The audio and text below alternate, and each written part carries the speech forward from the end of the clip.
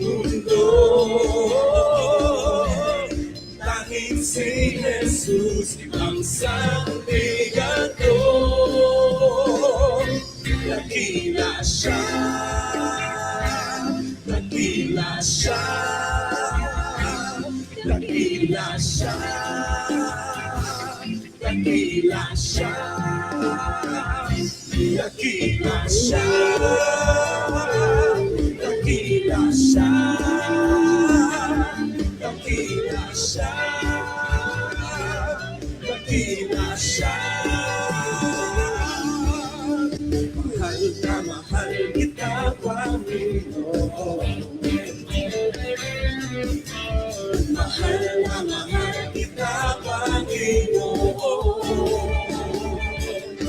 Kailan may di tayo magkabalik, pagkat sa piling mo'y langit. Mahal na mahal kita, Panginoon. Habang buhay,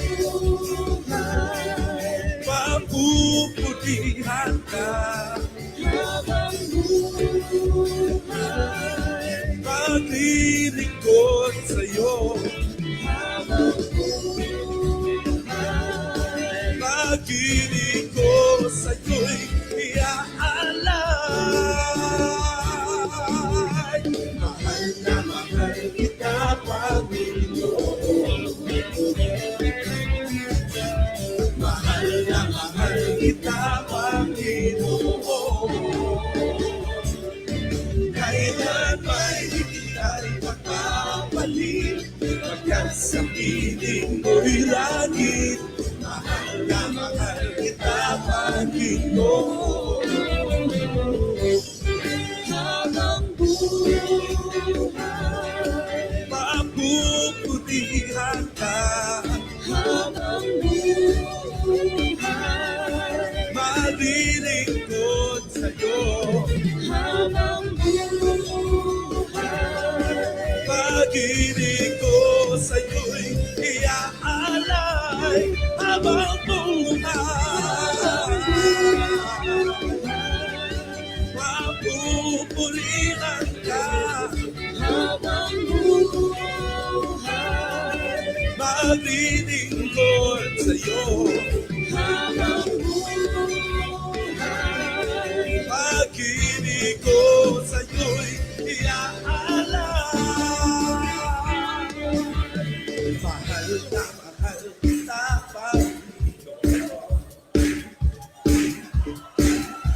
Mahal na mahal.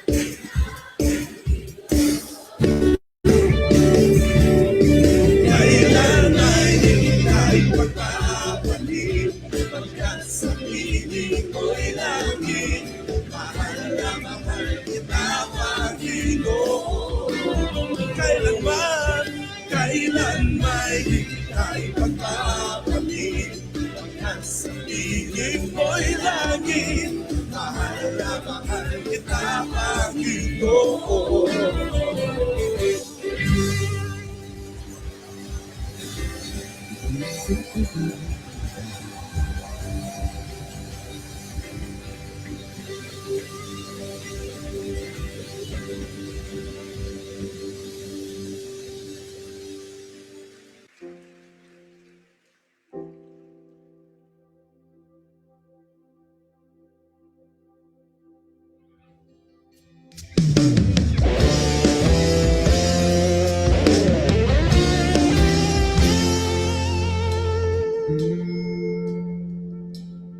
Kapanalan, kalwalhatian, pagmamahal na walang papantay, karapat-dapat, papurihan, banal na Diyos, tagapagligtas.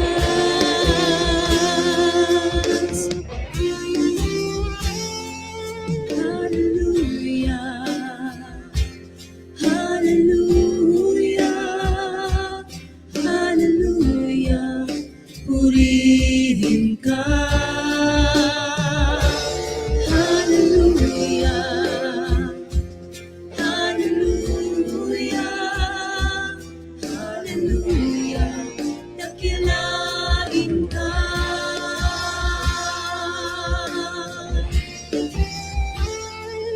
Kabanalan, kalwalhatian, pagmamahal na walang papantay, karapat-dapat, papurihan, banal na Diyos, tagapagligtas.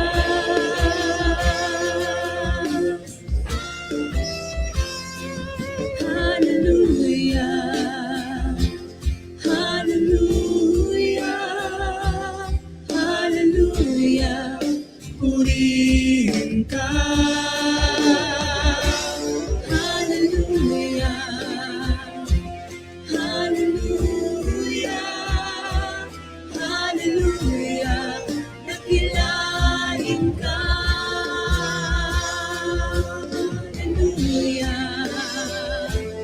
Hallelujah, Hallelujah, purihin ka. Hallelujah, Hallelujah, Hallelujah, dakilain ka. Hallelujah, Hallelujah, Hallelujah, purihin ka. Hallelujah, Hallelujah, Hallelujah, dakilain ka. Hallelujah, Hallelujah, Hallelujah, purihin ka. Hallelujah, Hallelujah, Hallelujah, dakilain ka. Hallelujah, Hallelujah, Hallelujah, purihin ka. Hallelujah, Hallelujah, Hallelujah, dakilain ka.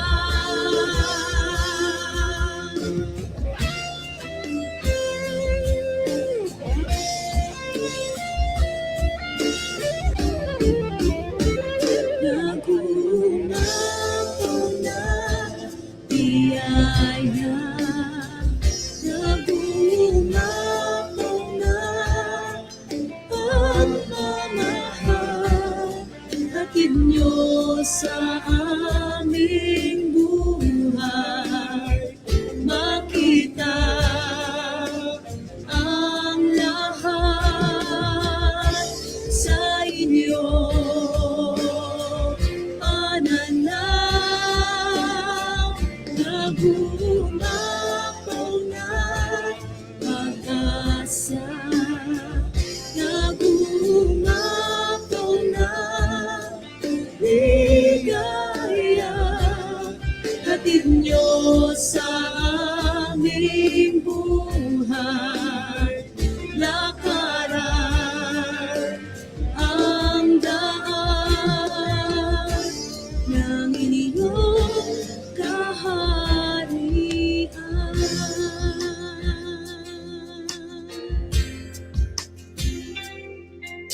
Jesus, kayo ang salita, nagbibigay buhay sa lahat ng maniniwala.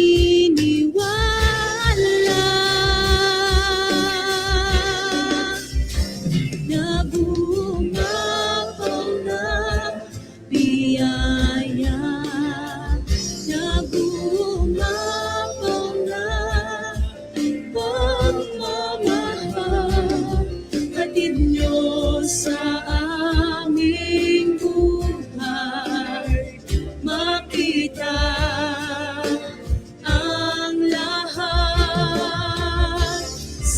inyong pananaw, nagungapaw na pag-asa, nagungapaw na ligaya, hatid niyo sa aming buhay, lakaran ang daan ng inyong kaharian, nagungapaw na biyaya, nagungapaw na pagmamahal, hatid niyo sa aming buhay, makita ang lahat sa inyong pananaw, nagungapaw na pag-asa, nagungapaw na ligaya, hatid niyo sa aming buhay, lakaran ang daan ng inyong kaharian, hatid niyo sa aming buhay, lakaran ang daan ng inyong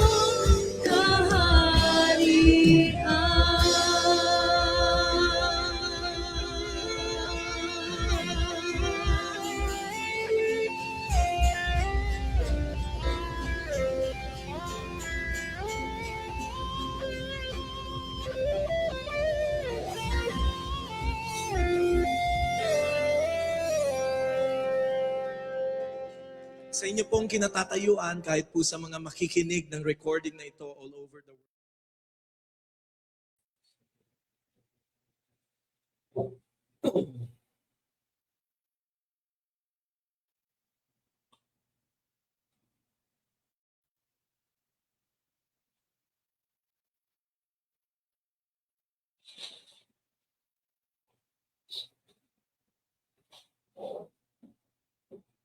Isang mapagpalang gabi po sa inyong lahat. Puri ng Panginoon at muli tayo po ay magkakasama ngayon virtually upang makapag-aral ng salita ng Diyos. Isang mapagpalang gabi po sa inyong lahat. Puri ng Panginoon dahil sa buong maghapon na nagdaan, tayo ay kanyang patuloy na iningatan at patuloy na binigyan ng kalakasan, maayos sa pangatang kalusugan, upang magampanan po natin ang ating mga trabaho tungkulin sa buong maghapon ito. Purihin ang Panginoon. Malinaw po ba ang aking audio? Paki-comment na lang po dyan sa ating comment section. Kung malinaw at malakas po akong naririnig. Sa mapagpalang gabi po sa inyong lahat. So yan, pumapasok ang ating mga kapatiran. So sige, may time pa po tayo para batiin ang ating mga kapatid na kakasama po natin sa mga oras na ito, lalo na sa mga kapatiran natin na nandyan sa Puray Montalban, Puri ng Panginoon. Maging ang ilan nating mga kapatid na saan man sulok ng Pilipinas at mundo, ito sa kasama po natin. Kita ko nga rin, nandyan din si Sister Aster, ito si Jamaica. Puri ng Panginoon sa buhay mo, sa ito sa kabataan, sa ating Puray Christian Church. Kasama din natin mapagpalang tanghali po sa inyo dyan, Ate Aser sa Dubai. Puri ng Panginoon. Sunday nga pala nagkita po kami ni Brother Brian at ang inyong munting apo. Puri ng Panginoon. Patuloy na ingatan po kayo ng ating Panginoon dyan. Kasama po si Ivan at sa buong pamilya niyo po na nandiyan. So, puri ng Panginoon. Salamat po sa Diyos at kayo po ay kahit malayo, milya-milya, libu-libong milya ang layo, nakakasama po namin sa gawain ng Panginoon. Purihin po ang Panginoon. Ang daming bumabati. Yung si Sisa Belinda. Yan, mapagpalang gabi po sa inyo. Purihin ang Panginoon sa buhay niyo po. Andito din si Brother Nel Raduban. Purihin ang Panginoon. Patuloy na pag-ingatan kayo ng Panginoon, lalo ka na sa iyong pagbabiyahe. Andito din si Kuya Big. Yan, ang Grande Valle. Pagpalang gabi po sa inyo. Diyan sa Grande Valle. Ganun din kay Sister Linda. Yan, so salamat po, Ninang. Sabi ni Ninang yung malinaw po ang ating audio. So salamat sa Diyos. Yun din, si mga naririto, si Brother Narcy Well. So sabi niya, palang gabi, Pastor, at sa mga kapatiran natin sa pananampalataya. Good din sa iyo, Panginoon. Yun din sa akin, si Sir Y, pa-blessed evening to all. So purihin ng Panginoon. At siyempre, isa rin sa ating mga Board of Elders, si Sir Baby. Purihin ng Panginoon po sa buhay po ninyo, at lalo na po sa buong Mendoza family na patuloy kayong gabayan at ingatan ng ating Panginoon. Salamat po sa mga gamot. Kayo po ay nagiging daluyan ng pagpapala. Hindi lamang po sa inyong lingkod, maging sa inyong mga kapatiran, sa mga maintenance nets. Salamat po. Ito din si Sir Mai, mapagpalang gabi po sa inyo. Sir Mai, regards po kay Ate Sel. Sa po kayo dyan. Si Brother Bragi, yan, kapatiran po natin ito sa Puray Christian Church.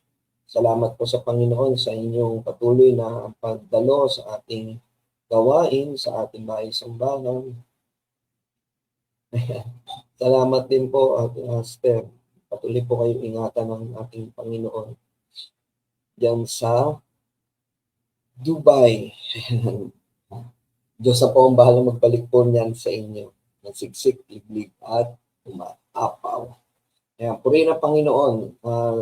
Kung titingnan po natin sa mga araw na nagdaan, talagang ang laman ng balita, walang patid, patuloy na pagtaas ng gasolina, ng diesel, at alam naman po natin na pag iyan ay tumataas, ay kaakibat na ho niyan yung pagtaas din ho ng mga bilihin, at ilan na nga ho dyan sa naapektuhan yan, yung iba ho nating mga bilihin, maging LPG po, no? Yung tatandaan ko nga po, bago ho magpasko, ang LPG nasa 900 na.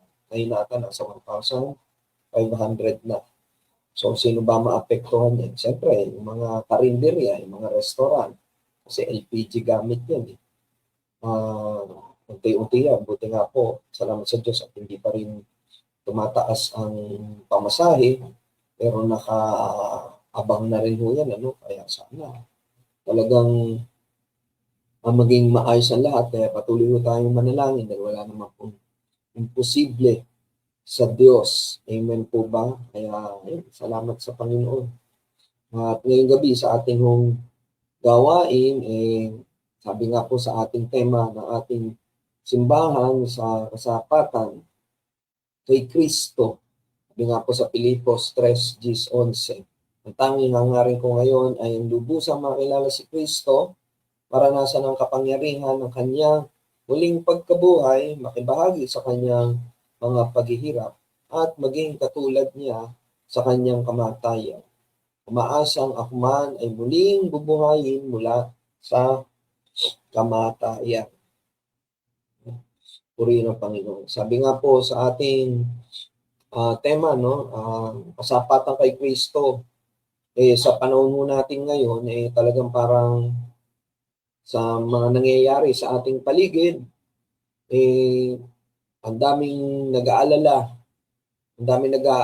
na parang ano na ang bukas sa patuloy na pagtaas ng mga bilihin. Pero sabi nga, ang kasapatan naman natin ay na kay Kristo. Dahil sa kasapatan, andyan ang kapangyarihan ng ating Panginoong Jesucristo. Sa kamatayan ni Kristo, tayo ay kanyang tinubos. Kaya tayo magkakaroon ng buhay na walang hanggan dahil sa ating pananampalataya, sa patuloy nating pananampalataya sa Kanya, at sa paghihirap kay Kristo, makita din natin, dapat tayo rin ay naroroon ang ating pagtitiis dahil alam natin meron tayong inaasahan na mas mabuting kayamanan na ipinagkaloob sa atin ng ating Panginoon. Dahil yan ang buhay na walang hanggan. At siyempre, yung sa sapatan, yung tanging hangarin kay Kristo. Ganong iba pa. Kaya ngayong gabi, bago tayo mag-umpisa, samahan niyo po muna ako sa panalangin. Diyos sa mga Panginoon sa lahat, kami po nagpupuri at ipapasalamat sa gabing ito na sa oras na ito na kami po, Panginoon, ay inyong tinipon. Kasama-sama po kami virtually, Panginoon, upang makapag-aral ng inyong salita. Salamat sa buong maghapon na nagdaan na kami po, Panginoon, ay inyong iningatan sa aming pagtungo sa aming mga trabaho at pag-uwi sa aming mga tahanan na nakauwi po kami ng maayos at ligtas. Dinatnan po namin ang aming mga mahal sa buhay, ang aming tahanan na nasa maayos na kalagayan. Kaya patuloy po kami nagpupuri at nagpapasalamat, sumasamba sa inyo, Panginoon. Kayo po ang karapat-dapat at tumagat ng lahat nito. Sa pangalan ni Jesus. Ngayon din, Panginoon, patuloy din po ang aming paglapit ng may pagpapakumbaba at humingi po kami ng kapatawaran sa aming mga pagkakasala, sa mga aming mga naisip, sambit ng aming mga labi, na ikilos po namin, Lord, na hindi po kanais-nais sa inyong banal na harapan, patawarin niyo po kami. Nagalinisin niyo po ang aming puso na makapangyarihan dugo ng aming Panginoong Hesus upang maging karapat-dapat po kami sa aming paglapit sa iyo. Sa mga oras na ito, sa pangalan ni Hesus, pinagkakatiwala po namin ang aming gawain. Patuloy, Lord, na malayang kumilos ang banal na Espiritu sa aming kalagitnaan, karunungan at katalinuhan na nagmumula sa inyo ay sumaamin upang ang lahat ng mga makakapakinig, makakabasa ng iyong mga salita na aming pag-aaralan ngayong gabi sa aklat po ng Hebreyo, ay maunawaan po nila ito ng wasto at naayon sa iyong kalooban at katuruan. Maging ang inyong lingkod, Panginoon, sa inyo lamang po ako dumidepende. Patuloy, Lord, na gamitin niyo po ako na instrumento lamang, Panginoon, upang maiparating ang mensahe mo sa mga makakapakinig at makakapanood ng Bible study na ito. Ito po ang aming panalangin na may pasalamat sa pangalan ni Jesus at po magsabi ng Amen and Amen. Purihin ng Panginoon. Ayan, guys. So patuloy, pasok na mga bumabati natin mga kapatiran. Mapagpalang gabi po muli sa inyong lahat, lalo po sa mga kapatiran natin na kapapasok-pasok lang sa ating Bible study na ito. Sabi nga po sa ating babasahin o ating pag-aaralan sa aklat po ng Hebreyo, ito po ay ating pinamagatang mas mabuting kayamanan. Yan po ay makikita sa Hebreyo 10:32 hanggang 31. Sige po, samahan niyo po ako na basahin ang salita ng Diyos sa aklat po ng Hebreyo 10:32 hanggang 38. Palakihin ko lamang po. Ayan. Sabi po dito, alalahanin ninyo ang mga araw na nagdaan kung paanong kayo nagtiis ng matinding hirap matapos na kayo'y maliwanagan. Ngunit hindi kayo nagpadaig. Kung minsan kayo ang iniinsulto at pinahihirapan sa harap ng madla, kung minsan naman kayo ang umaalalay sa mga kasamahan ninyo na pinahihirapan ng ganun. Verse 34, dinamayan ninyo ang mga nakabilanggo at hindi kayo nalungkot ng kayo'y agawan ng ari-arian sapagkat alam ninyong higit na mabuti at nananatili ang kayamanang nakalaan sa inyo. Kaya huwag kayong mawalan ng pananampalataya sa Diyos sapagkat dakila ang naghihintay na gatimpala para sa inyo. 36. Kinakailangan kayo'y magtiis upang masunod ninyo ang kalooban ng Diyos at matanggap ninyo ang ipinangako, ang kanyang ipinangako. Sapagkat kaunting panahon na lamang, hindi na magtatagal at ang darating ay darating na. Ang matuwid kong lingkod ay mabubuhay sa pamamagitan ng pananampalataya. Ngunit kung sila'y tatalikod, hindi ko siya kalulugdan. Purihin ng Panginoon sa pagbasa po ng kanyang salita. At ngayong gabi, ang ating tema ng ating pag-aaralan sa aklat po ng Hebreyo 10 32 hanggang 33, may pinamagatan po nating mas mabuting kayamanan. Ayan. Kasi po, di ba po tayo pag-usapan ng kayamanan, alam na ho natin yan. Kayamanan ho ng mundo o yung material na bagay, kaagad din ang ating naiisip. At yan din naman, yung mga material na bagay na yan o yung mga kayamanan dito sa mundo na ating nilalakaran, siya ring nagbibigay ng alalahanin sa nakararami. Lalo na sa nangyayari ngayon, ano po, na kung saan talagang parang meron tayong uncertainty na hindi natin alam kung ano ang pwedeng mangyari bukas. Doon may mga ilang magandang balita na bumababa po ang presyo ng gasolina, pero ang dami rin nagsasabi na matatagalan pa bago tayo makabalik dun sa dating presyo nito. Pero purihin ng Panginoon dahil habang tayo ay nasa nananampalataya sa ating Panginoon, binibigyan tayo ng kapayapaan ng Diyos na hindi tayo namumblema o hindi tayo nag-alala kung ano ang ating kakainin, kung ano ang ating susuotin. Dahil alam natin, meron tayong Diyos na siya magpo-provide ng ating mga pangangailangan. Sa ating nga pong nabasa kanina, yan po sa aklat po ng Hebreyo,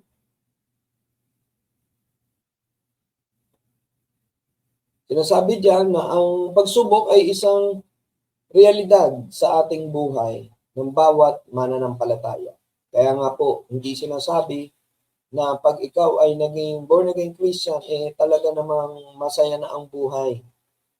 Nasasabi natin masaya ang buhay dahil alam natin meron tayong iniintay or meron tayong may nagiintay na buhay na walang hanggan ho sa atin. Pero sa mata o ng mga hindi mananampalataya, para sa kanila, ang kasiyahan natatagpuan sa mga material na bagay. Sa katunayan, isinulat ang aklat ng Hebreyo para tulungan sila palakasin ang kanilang loob at bigyan sila ng malinaw na direksyon para mapagtagumpayan ang bawat pagsubok. At sa panahon natin ngayon, yan pa rin ay applicable. Parang sinasabi dito, ang salita ng Diyos ang siyang makakapagbigay sa atin ng malinaw na direksyon na anuman ang ating pagsubok na ating kinakaharap sa ngayon o kakaharapin pa, ito ay ating mapagtatagumpayan habang tayo ay patuloy na nananampalataya at nagtitiwala sa Diyos. Dahil alam natin na hindi po tayo niya pababayaan o iiwan magpakailanman. Dapat nating maalala na sa gitna ng ating mga paghihirap at pagsubok, hindi tayo dapat bumitaw sa ating pagtitiwala sa ating Panginoong Hesus. Dahil sa Kanya, mas may mabuting kayamanan na nakalaan para sa atin. Kaya ngayong gabi, ating pag-aralan, ang ating nabasa sa aklat po ng Hebreyo 32 hanggang 38, na ano nga ba mga aral ang ating mapupulot mula sa ating aralin ito. Una, sinasabi po diyan na makakaya nating magtiis dahil meron tayong mas mabuting kayamanan na hindi mawawala kailanman.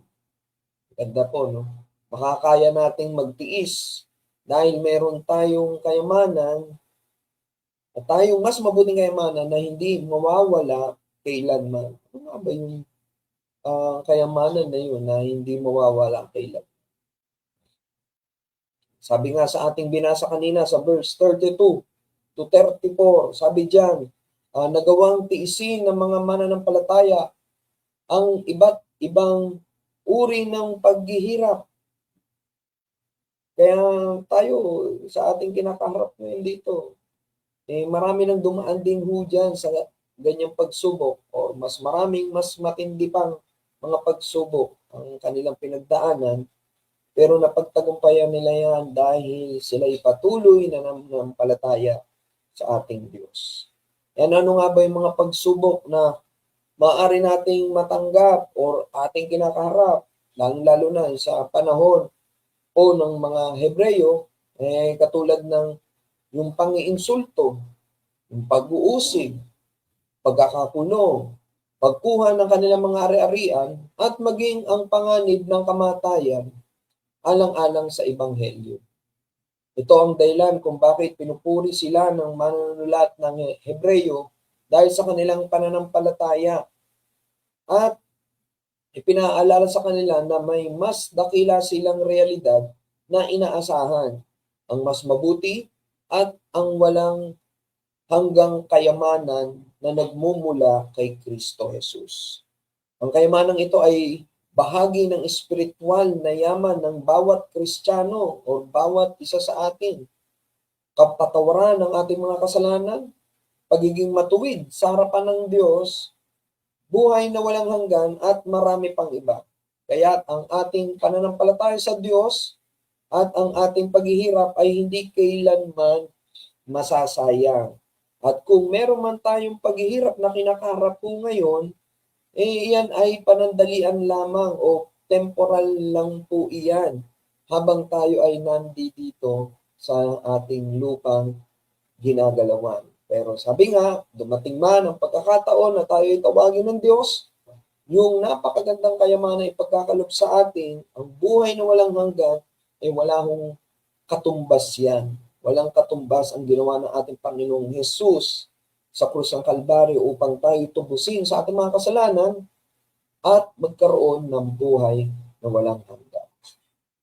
Kaya nga po, sa gitna ng ating mga paghihirap po ngayon at pagsubok, paano niyo po ba ipinapaalala sa inyong sarili ang pagkakaroon ng pananaw na nakatuon lamang sa langit? Di ba po? Kasi minsan, sa mga problemang dumarating sa atin, sa malalaking problemang dumarating sa atin, ang nangyayari po, ang pansin ho natin or ang ating tuon ay nawawala na sa ating Panginoon. Bagkus, nakatuon na ho tayo doon sa ating problemang kinakaharap. Sa mapagpalang gabi po sa inyo dyan. Good evening, Brian. So, kanina lang kasama na may kausap natin si Aster, nabanggit ko nga na tayo ay nagkita sa SM Marikina last Sunday. So yan, puri ng Panginoon at sa mapapalang gabi din po kay si Sir Menchi. Puri ng Panginoon po sa buhay ninyo at kayo po ay aming kasakasama ngayong gabi sa pag-aaral ng salita ng Diyos. Muli, balikan po natin yung katanungan ko na sa gitna ng mga pagsubok o paghihirap na inyong kinakaharap, paano ninyo ipinapaalala sa inyong sarili ang pagkakaroon ng pananaw na nakatuon sa langit o nakatuon sa ating Panginoon? Ako po, ang inyong lingkod, siyempre po, hindi naman tayo nawawalan din ng problema. Basta po tayo, nananalangin, at patuloy na nagtitiwala sa Diyos na mga pagsubok na ating kinakaharap ay ating malalampasan. Sabi nga po, di ba, may mga biruan na lilipas din yan. Tama po, lilipas lang din po yung mga problema na yan sa ating mga anak niya na nananampalataya sa ating Panginoong Jesus, lilipas din yan ng merong kapayapaan sa ating mga puso't kagalakan. Bakit? Dahil alam natin, nalampasan natin ito dahil kasama natin ang Diyos. Purihin ang Panginoon. Kaya yun po, talagang napakabuti ng ating Panginoon at sa mga pagsubok na ating kinakarap, sa mga pangyayari na nangyayari po dito sa ating bansa, alam ko po na ang bawat isa sa atin ay may kapayapaan, may kagalakan pa rin na harapin ang mga pagsubok na ito. Hindi ito natin haharapin ng may takot, kundi harapin natin ito ng may katatagan ng kalooban dahil alam natin kasama tayo ng Diyos. Amen po ba? Yan. So ano po yung pangalawa na aral na ating makikita? Sabi po dito, makakaya nating magtiis dahil meron tayong malaking gantimpala. Amen. Puri ng Panginoon. Makakaya nating magtiis dahil mayroon tayong malaking gantimpala. Sabi po sa aklat po ng Hebreo 10:35 hanggang 36, Basahin ko po sa inyo. Sabi po diyan, kaya't huwag kayong mawalan ng pananampalataya sa Diyos.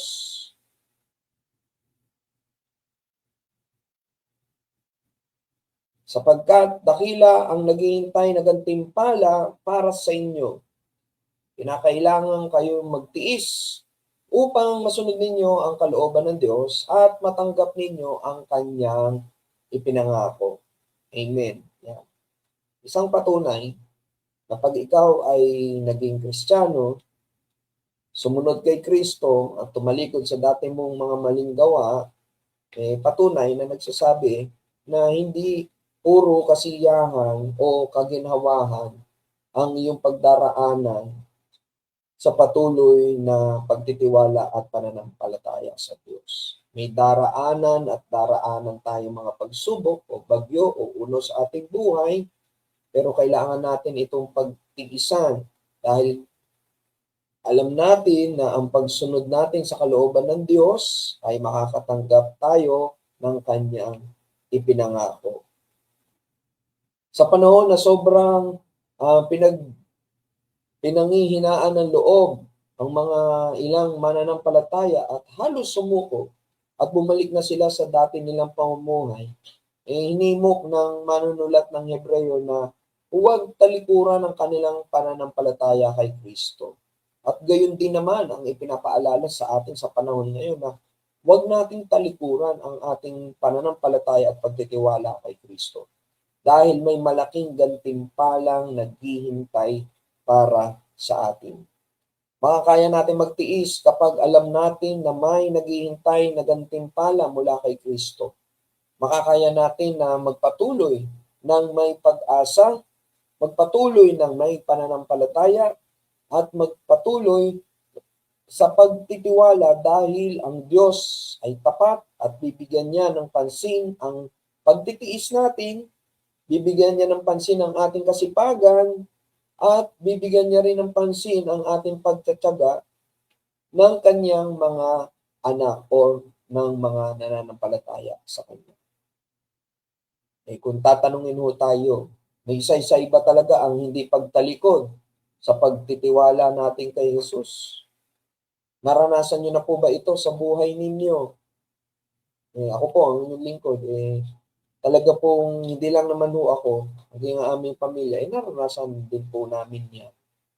At kami po ay hopeful na patuloy namin itong mararanasan yung buhay na patuloy na ginagabayan tayo ng ating Panginoon sa kabila ng anumang mga pagsubok na dumarating sa ating buhay, talagang mananatili po tayo na magtitiwala sa Kanya. Dahil buhay po ang salita ng Diyos.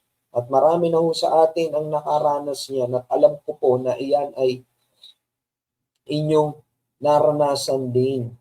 At alam kong maraming pwedeng makapagpatotoo niyan. Ayan, sabi nga po ni Ninang Irma, alam natin na tayo'y daraan sa mga pagsubok, ngunit alam din natin kasama natin ang Diyos.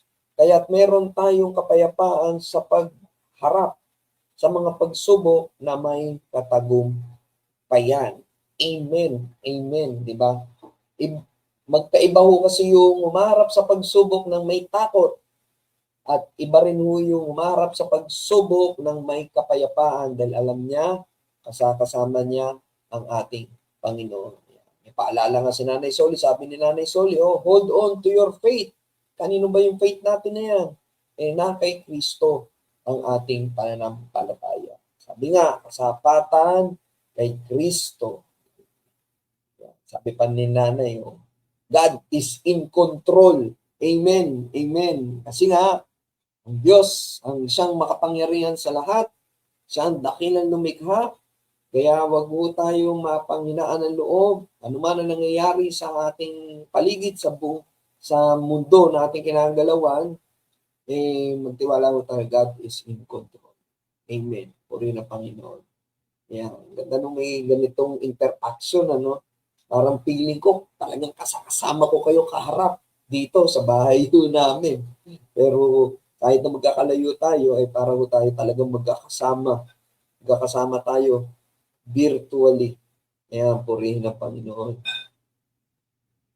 Patuloy po tayo. Kaya talagang, kumbaga may isa-isay.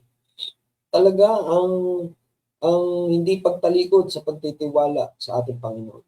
Sabi nga, di ba, ang bagyo ng buhay, kaya nga tinawag na parang bagyo ng buhay yan, dahil ang bagyo hindi naman nananatili. Dahil ang bagyo, dumaraan at lilipas din. Mas madali na nating kaharapin ang mga bagyong yan dahil alam natin, kasama natin ang ating Diyos. Ano po yung pangatlo? Pangatlo, makakaya nating magtiis. Bakit? Dahil babalik si Jesus. Sabihin niyo po dyan, babalik si Jesus. Or i-type mo dyan, babalik si Jesus. Kaya makakaya ho nating magtiis. Sabi po sa ating binasa sa verse 37 to 38, sa pagkakaunting panahon na lamang, hindi na magtatagal at ang darating ay darating na. Ang matuwid kong lingkod ay mabubuhay sa pamagitan ng pananampalataya. Ngunit kung siya'y tatalikod, hindi ko siya kalulugdan. Ayan, purihin ng Panginoon. Kaya nga po sa ating binasa, kumbaga, sinabi po dyan ng manulat ng Hebreo ay itinutuwid ang pananaw. Kakayanin natin na magtiis, hindi dahil madali ang buhay, kundi dahil nakatuon ang ating pag-asa kanino? Siyempre, ang pag-asa natin sa walang hanggan na walang iba, kundi ang ating Panginoong Hesus. Nakatuon tayo sa pag-asa na walang hanggan na nagmumula sa ating Panginoong Hesus. Ang mga pagsubok ay maaring makaapekto at hindi maganda sa ating pananaw, ngunit ang matuwid ay mabubuhay sa pananampalataya. Tulad ng mga atletang tumatakbo sa mahabang karera na matiyagang nagpapatuloy at umaasa sa bawat hakbang na sila'y ay papalapit na sa dulo. Ganun din tayong mga mananampalataya kay Kristo.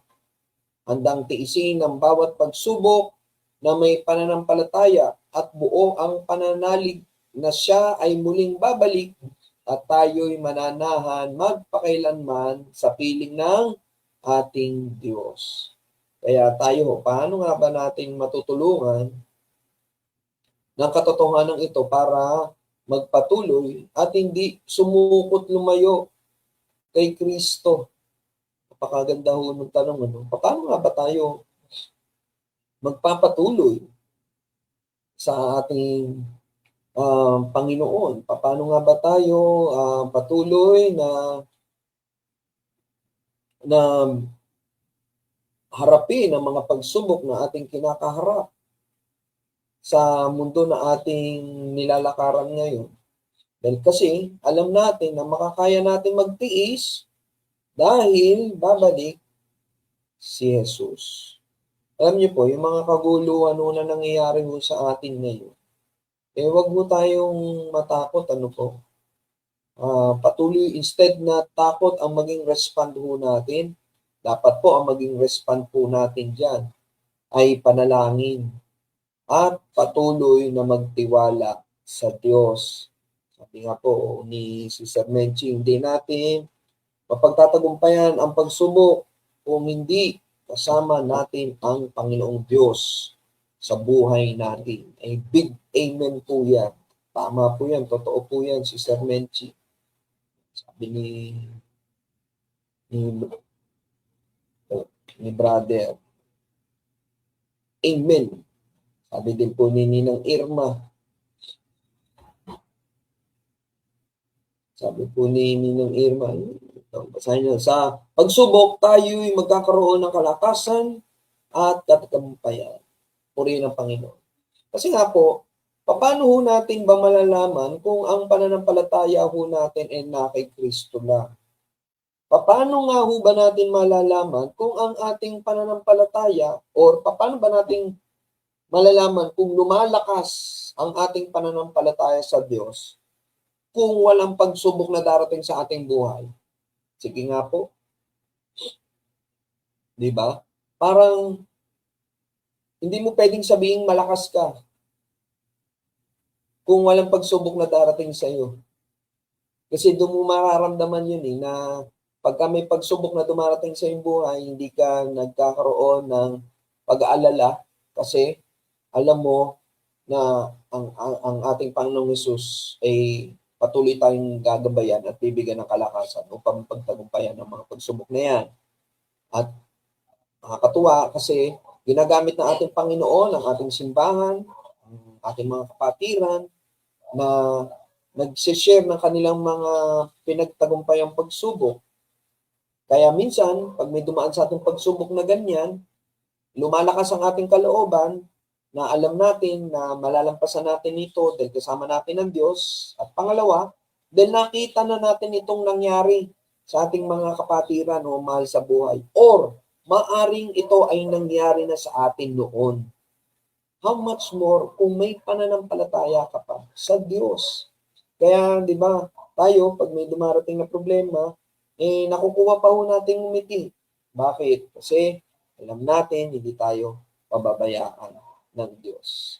Sabi nga ni Nanay Soli, prayer is our great weapon. Dahil alam natin na pag tayo ay nananalangin, isang bagay po iyan or isang pagkilos po iyan na nagpapakita sa ating Diyos na ang ating pagtitiwala ay sa Kanya lamang nakaakla. Kasi di ba, parang minsan sa pelikula or sa mga telenovela, pagka meron na may sakit yung mahal sa buhay at wala na magagawa yung doktor, ang sinasabi ng doktor, ang huling pag-asa na lang ho natin ay panalangin. Imagine niyo yun. Maging ang mundo na ating nilalakaran, alam nila na God is great. God is in control. Kasi para sabihin nila na panalangin na lang po ang ating pag-asa. Di ba po? Bakit pa natin ilalagay sa dulo yung panalangin na pag dumating sa atin ng problema, ba't hindi na lang kagad natin ito ang unahin nating option na pag andyan ang problema, edi mag-pray na kagad ho tayo. Sabi nga ni si Sir Crisel, sa bawat pagsubok, mas lalo nating mararamdaman ang kabutihan ng Diyos. Big amen po iyan. Sangayon din si Sir Maribel, amen din daw. Purihin ng Panginoon. Sabi nga ni Ninang Irma, keep the faith, trust in the Lord, and believe that we have the victory through our Lord Jesus Christ. Amen. At yung katagumpayan na yan, nangyari yan sa krus ng Kalbaryo. May pinako ang ating Panginoong Hesus. Ang ating mga kasalanan na ililinis na, ang kamatayan ay kanyang napagtagumpayan. After 3 days, di ba po? Siya ay muling nabuhay at doon natapos ang kanyang tungkulin at sakripisyo upang tayo ay kanyang maligtas. Amen. Purihin ng Panginoon. Sige po, recap po tayo. Sabi nga po sa ating pinag-aralan ngayong gabi, malaki yan. Sabi diyan, mas mabuting kayamanan. Sa aklat po ng Hebreo 10:32-38, at may 3 aral. Ano po yun? Makakaya natin magtiis dahil meron tayong mas mabuting kayamanan na hindi mawawala kailanman. Amen. Pangalawa, makakaya natin magtiis dahil meron tayong malaking gantimpala na nag-iintay sa atin. At makakaya natin magtiis dahil babalik ang ating Panginoong Jesus. At sa ating pangwakas, sabi nga po sa unang Korinto 15:58, kaya nga mga minamahal kong kapatid, magpakatatag kayo at huwag matinag. Maging masipag kayo palagi sa paglilingkod sa Panginoon dahil alam ninyong hindi masasayang ang inyong pagpapagal para sa Kanya. Amen and amen. Kaya isang napakagandang paalala po sa atin yan, na wag mo tayong mapanghinaan ng kalooban.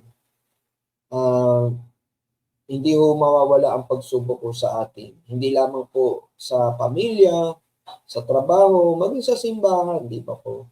Minsan, makakaranas ho kayo dyan ng mga pagsubok, hindi man ho sinasadya, minsan makakaranas ho o makakarinig kayo ng hindi maganda para sa inyong pandinig. Pero isa lang ang paalala, hindi naman ho kasi tayo naglilingkod sa pastor.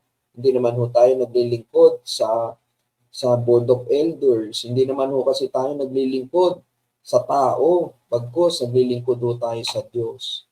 Ano nga ba yung mga maaari pa nating ma-experience? Katulad ho na yung, di ba po, yung parang hindi mo makita yung respeto, pero punto doon okay na. Diyos naman ang aking pinaglilingkuran. Ang aking tuon at pansin ay sa Diyos lamang. Dahil alam naman ng Diyos ang laman ng ating puso. Alam naman ng Diyos ang laman ng ating isipan.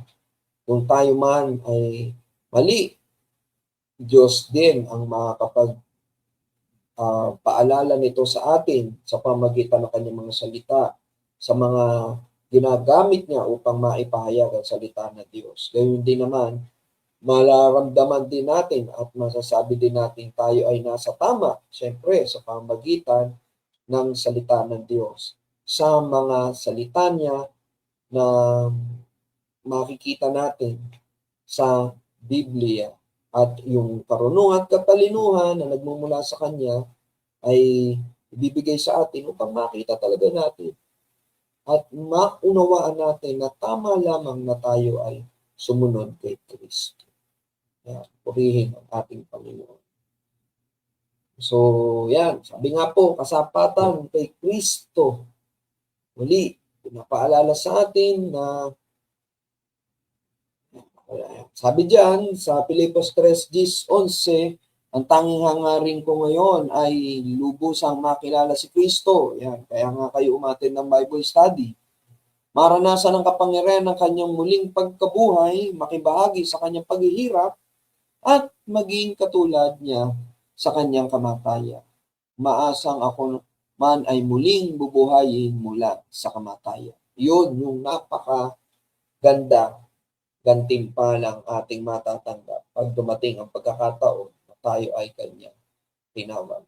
Yan, isang mapagpalang gabi sa inyo. Yan, kita din natin dito, kasama rin natin si Brother David at ang kanyang nanay, si Sister Emmy. Mapagpalang gabi, Ate Emmy. Mga kapatiran natin, nandito din si Sister Demalyn Narce. Sa mapagpalang gabi po sa inyo. Kala ko di po kayo makakadalo sa ating gawain ngayon. Numero 1 yan ang isa sa mga nauuna na dumadalo sa ating mga gawain ito. So mapagpalang gabi po sa inyo dyan. So bago tayo mag-closing prayer, may oras pa naman muli iniimbitahan ng bawat isa or papasalamat po tayo sa mga kapatiran na patuloy na nananalangin para po sa ating simbahan, sa mga lingkod ng Diyos, sa mga kapatiran sa Peace of Harvest, sa Puray Christian Church. Salamat po sa inyong pagsuporta sa pamagitan po ng panalangin at gayon din sa mga kapatiran nating patuloy na sumusuporta at nagbibigay ng kanilang love offering. At saan man dako kayo ng Pilipinas, as long as may internet, maaari nyo pa rin po ipadala ang inyong mga pagsuporta sa gawain po ng Panginoon sa pamagitan po ng ating mga bank account. Katulad po ng BPI, yan po nasa inyong screen. Ngayon din po, may dollar account din po ang ating church sa video. At meron din po tayong GCash account. At yan po ay nakapangalan sa ating treasurer na si Sister Beris Lynn Soriano. Yung account po na yan, talagang sa church lang po iyan napupunta. Taon lang na nakaregister yung GCash account sa pangalan po niya. Pero solely dyan, yan po ay para po sa Peace of Harvest Christian Ministry. At muli, pinapaalalahanan po ang iba, tinimbitahan para po sa ating prayer meeting. Everyday po yan, 5 a.m. to 6 a.m. And then every Friday, Saturday, and Monday, 8 p.m. to 9 p.m. via Facebook Messenger. Kaya kung meron po kayong mga prayer request, huwag po kayong mag-atubili na mag-message po sa ating Facebook page. So kaya i-PM niyo po si Pastor Archie or ako, si Sister Emmy, or si Brother Greg, or maging si Ninang Irma, ipag-pray po natin yan. Puri ng Panginoon. Sabi ni Ninang na kay Kristo, na kay Jesus ang katagumpayan, at sa Jesus ang ating kasapatan. Big amen po yan. Meron pa ba tayong mga paalala? Yan, by next week po, muli, magkita-kita po tayo sa Bible study, 7 o'clock. Si Pastor Archie po ang ang siyang magtuturo po sa atin ng salita ng Diyos. Kung di man kayo makatunghay ng live, huwag ko kayong mag-alala. Kasi pwede nyo pong balikan yan, then naka-record po iyan sa ating Facebook page. Pero mas maganda po siyempre yung kayo ay kasama ng live po sa ating Bible study. Diba? So yan, sabi nga po, kasapatan kay Kristo. So bago tayo mag-iwahiwalay, muli, maraming salamat po sa Diyos, sa buhay po ninyo na kayo po ay kasama sa ating gawain na to. Kaya tayo po muna ay manalangin bago po tayo magtapos sa ating gawain. Tayo po ay manalangin. Diyos sa mga Panginoon sa lahat, kami po nagpupuli nagpapasalamat sa oras na nagdaan na kami po ay inyong sinamahan sa aming Bible study sa gawain ito. Salamat po, Panginoon, sa patuloy na maayos na internet, sa maayos na daloy ng kuryente, na patuloy na naging instrumento upang ang pag-aaral na ito ay maisakatuparan sa ikaluluwalhati mo at sa ikalalago ng mga kapatiran na makakasama po namin ngayon at makakapanood po nito. Sa pangalan ni Jesus, sa gabing ito, sa aming pansamantalang pag-iwahiwalay, patuloy Lord na bigyan niyo po kami ng physical na kapahingahan ngayong gabi sa aming pagtulog. Patuloy Lord na i-energize po kami. At bukas ang umaga, sa aming paggising, patuloy Lord, ang dakilang pag-ibig mo ang siyang patuloy na sasalubong at iyayakap sa bawat isa sa amin. Gigising kami Lord na nang may kagalakan, kalakasan na nagmumula sa iyo. At handang harapin ang buhay na aming kakarapin bukas sa maghapon. Kaya Lord, pinupuri ka namin, pinasasalamatan. Kaya patuloy po namin panalangin na ingatan niyo po ang bawat isa sa amin, sa po na aming mga mahal sa buhay. Patuloy Lord, nabigyan niyo po kami ng pusong mapagpasalamat, anuman po ang aming mga pagsubok na kinakaharap. Patuloy po kaming makapagbigay ng papurit pasalamat sa inyo. At patuloy na ang aming pagtitiwala ay sa inyo lamang po namin ilaga. Gayun din, bigyan niyo rin po kami ng pusong mapagmahal, gaya ng pagmamahal niyo po sa amin. Mahalin namin ang aming kapwa, Panginoon, gaya po ng pagmamahal niyo po sa amin. Gayun din, bigyan niyo rin po kami ng puso mapagpakumbaba, dahil alam po namin, Lord, na wala po kami magagawa kung wala po sa aming buhay. Ano man ang meron po kami, mga material na bagay, karunungan at katalinuhan, posisyon sa aming trabaho, sa aming komunidad na ginagalawan, lahat ng ito, Panginoon, ay nagmula sa iyo at ito ay iyong pinagkatiwala lamang sa amin. Panalangin namin, Lord, na magamit po namin ng wasto, anuman ang mga gantimpala o mga karunungan at katalinuhan na ipinagkaloob niyo po sa amin sa ikalalago ng iyong ministeryo, sa pagpapayag ninyong salita, sa na makita sa aming buhay na ang naghahari sa amin ay ang aming Panginoon Jesus. Ngayon din, bigyan niyo rin po kami ng pusong pagpatawad, gaya po ng pagpapatawad niyo po sa amin sa pamagitan po ng aming Panginoon at sariling tagapagligtas sa Jesus. Kaya Lord, sa aming pasamantalang pag-iwahiwalay, patuloy po namin pinanghahawakan ng salita mo sa aklat po ng bilang 6, 24-26 na mapangyari po ito sa aming buhay, sa pamilya po namin, sa pamilya po ng Peace of Harvest Christian Ministry at ng Puray Christian Church, at gayon din po sa aming bansang Pilipinas at sa bansang Israel.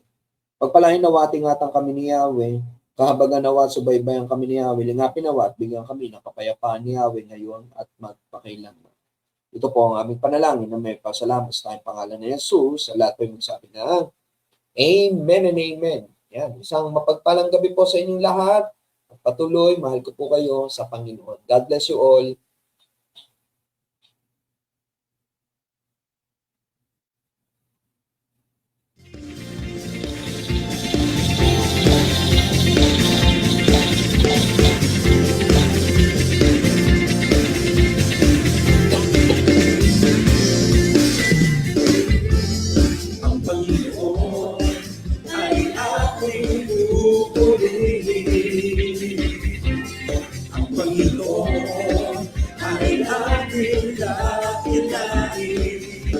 Walang katulad ang pag-ibig niya.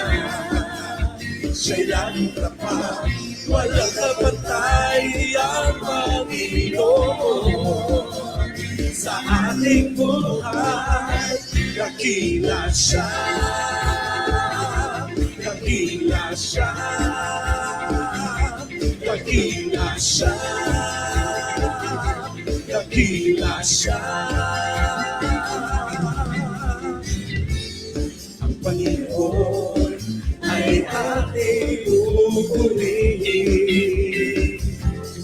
Ang Panginoon ay ating dakilain. Walang katulad ng pag-ibig niya.